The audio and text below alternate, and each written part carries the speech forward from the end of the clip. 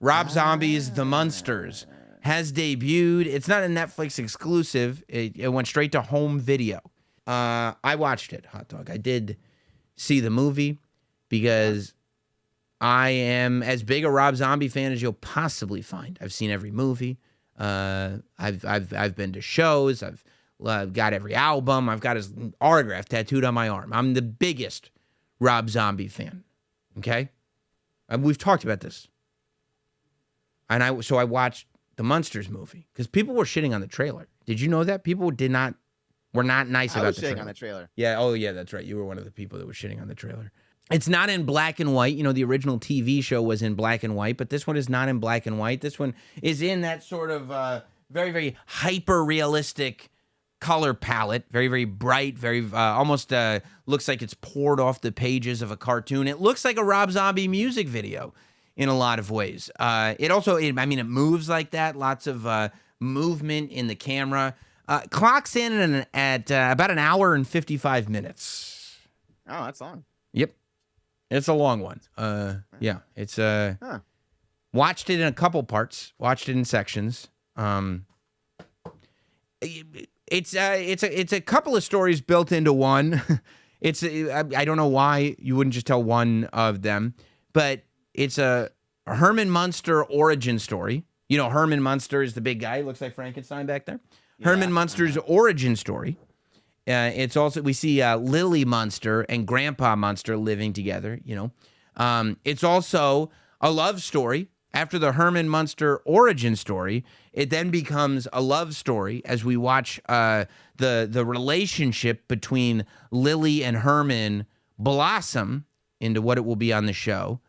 And then, after that, it becomes the Munsters go to Hollywood when Herman Munster pursues a career in entertainment in Hollywood. And talk about a fish out of water. While some may think that, I as a normal person find the Munsters so weird, when the Munsters go to Los Angeles, they find the people of Hollywood weird. See? Oh, that's so silly. Yeah. Now, that's so silly. The Munsters is not a traditional Rob Zombie film. A lot of Rob Zombie films have a lot of profanity, violent imagery. Sometimes they sprinkle in a little bit of nudity, but very, very adult themes. This one is it's a family comedy. For the children? It's for the children. I don't know that the children had an appetite for the Munsters. I don't know that many kids that are like, when's that next Munsters project? Oh, I mean, kids have appetites for anything you put on the screens. No, that's not true. No? Nope. I mean, I don't have a kid, but I would assume so. That's not true. No, I mean, infants. Like an infant, yes, but within a year or two, children are able to develop opinions and tastes. Yeah. There's an intentional campiness to it, right? You're going to notice there's a campiness to it, and that's clearly intentional. You know, Rob Zombie was going for that. I kind of found myself, the whole time I was watching, looking for violence. I was waiting for the other shoe to drop. What? I was thinking, you know what would make this movie great? If the whole first 45 to an hour was like this weird family comedy, like why are these choices being made? Why was this movie even made? And then all of a sudden it becomes a bloodbath. That would have been right up my alley. You were expecting a big swerve. I wanted it. I wanted a swerve. I was like, oh, this makes sense if there's a swerve coming. Look, for me, it's a fine movie. I feel like it's the type of movie that was made for people who go to the Walmart and they buy a DVD for a movie they haven't seen on a Friday for their family. Like, this movie was built, I don't want to say it. Rob Zombie is a god. This movie was probably built for a $9.99 bin type of thing. You know what I'm saying? Have you ever? Hey, nothing wrong with that. No. People like make a lot of money doing stuff like that. Yeah. Movies are hard to make. It's hard. So much work. Right. And to get approval on everything, it's like, why would somebody be like, yeah, we're going to do this? Like, what is this for? And I really was thinking about it. And I think that the purpose of this movie is for older people to see it in a store, like see the cover in a store and buy it to show to their kids, thinking that their kids will like it. And then they'll watch it and they'll go, I appreciate this. I appreciate what's happening here. I don't like it, but I appreciate what's happening. But I bet my kids like it. And then the kids are sitting there going, what is this? What are we watching? I mean, at one point there's like a musical duet between Herman and Lily Munster, and they're singing I Got You, Babe. And I go, what family comedy is referencing Sonny and Cher? Like, how long ago was that? What kid is like, oh, this is a reference that I understand? But they don't have to get it because they're being exposed to that for the first time. So it's for them, it's a new song.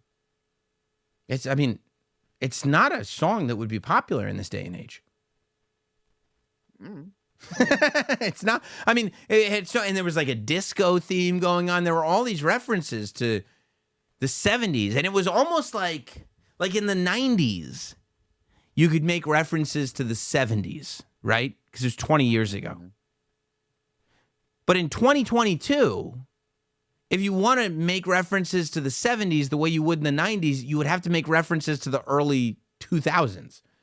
Like talking about Woodstock 99 in 2022 is similar to talking about the 70s in the 90s.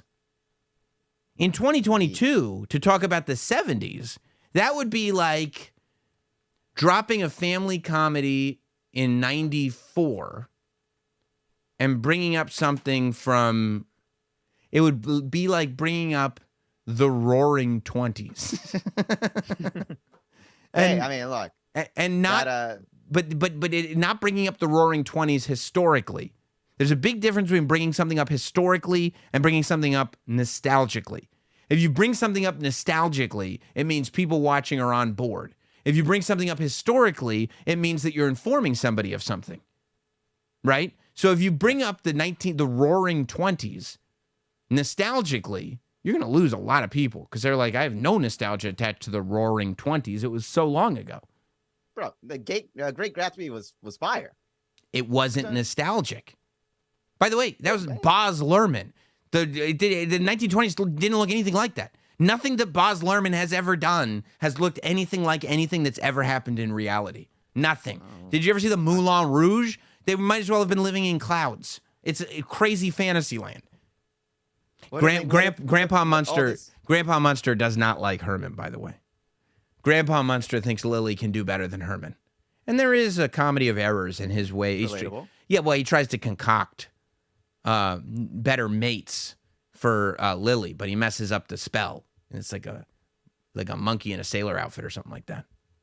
And hijinks ensued? There were hijinks ensued. Absolutely. Absolutely. Here's what I think. I think if somebody else had written it and you got different actors, Rob would have been a good director for this movie. Rob's visuals are still on point. It still looks cool.